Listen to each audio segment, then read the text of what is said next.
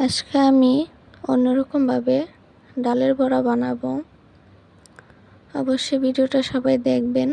আর কে কে এইভাবে বানিয়ে খেয়েছেন অবশ্যই আমাকে কমেন্টে বলবেন। আর যদি খেয়ে না থাকেন তাহলে আমার এই রেসিপি দেখে বানিয়ে খাবেন, খেয়ে আমাকে আবার জানাবেন কীরকম লাগছে আপনাদের কাছে।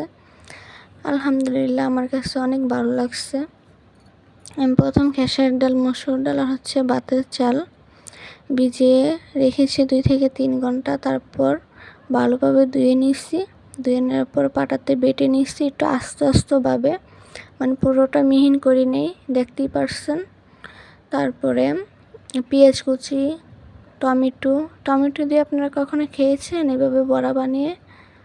টমেটোর কারণে আজকে বড়াটা একটু অন্যরকম।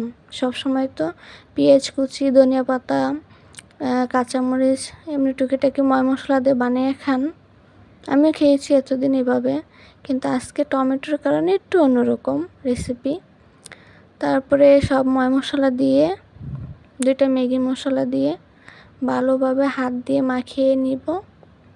হাত দিয়ে মাখায় নেবেন, হাত দিয়ে মাখালে অন্যরকম স্বাদ। তারপর মাখানোর পর কড়াইতে তেল দিয়ে সুন্দরভাবে ভেজে নিব।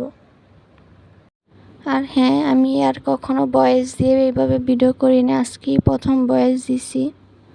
আমার রেসিপিটা সবার কাছে কীরকম লাগছে অবশ্যই কমেন্টে বলবেন।